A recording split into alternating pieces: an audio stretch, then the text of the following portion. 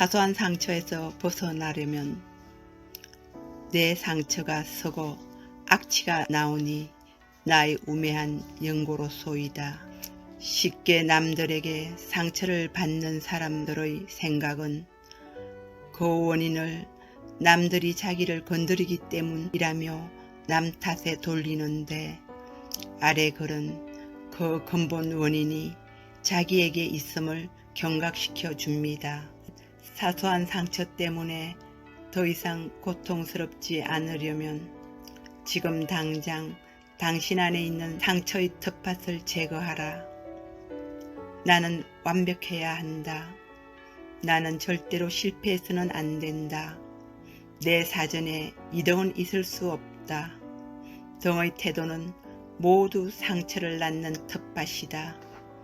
상처를 낳는 텃밭이란 이미 내 안에 상처를 받을 소질을 내가 갖고 있다는 것이다. 어떤 사람이 자기는 늘 명강의를 해서 청중을 감동시켜야 한다고 생각한다면 그 사람은 엄청난 상처의 텃밭을 갖고 다니는 것이다.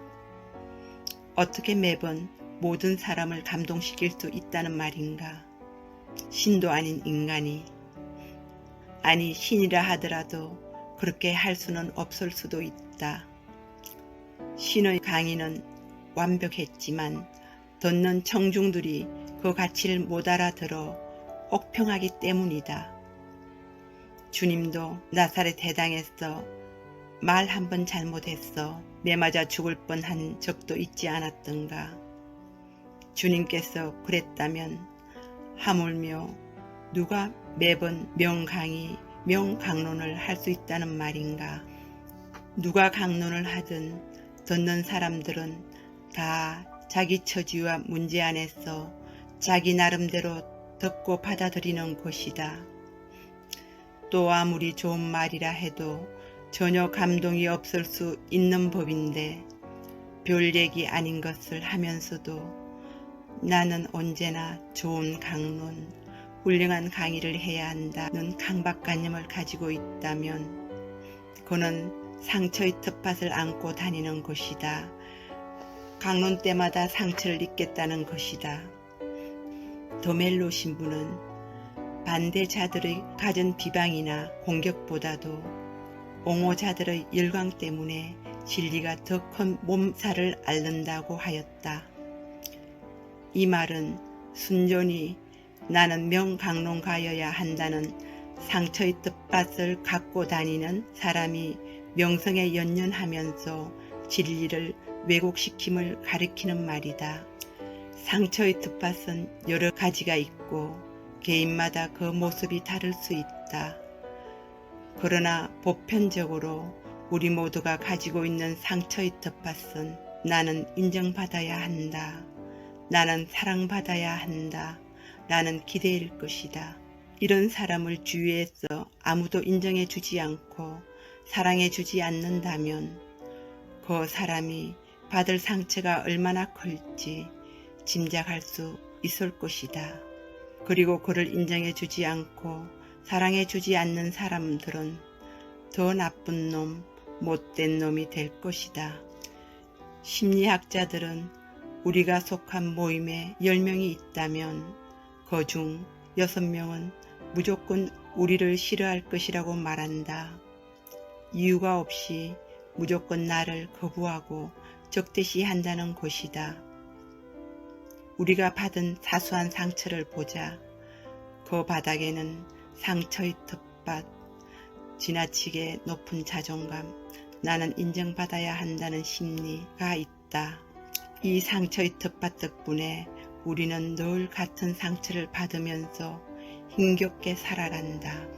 늘 같은 상처를 받는다는 것은 그만큼 우리가 상처에 길들여져 있다는 것이다. 통상 우리가 받는 상처들은 어느 정도 미리 결정되어 있다.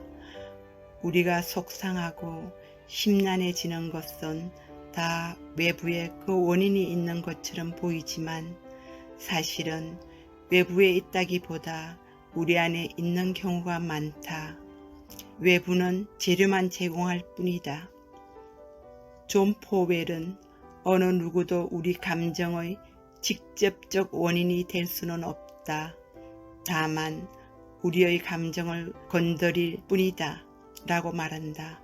나는 어떤 상황에서 심란하게 반응하는데 다른 사람은 조금도 영향받지 않는다면 그 심란함의 원인은 외부에서 오는 것이 아님을 드러낸다. 문제의 씨앗이 밖에 있는 것이 아니라 내 안에 내 상처의 텃밭에 있음을 가리킨다.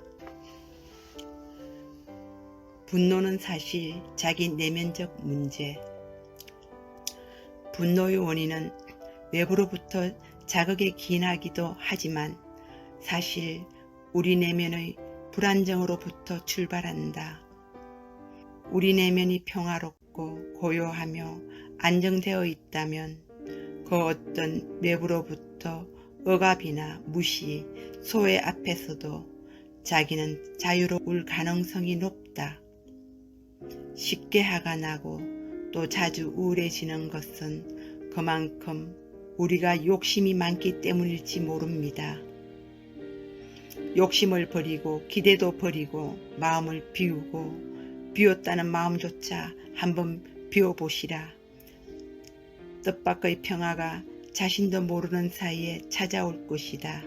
아멘.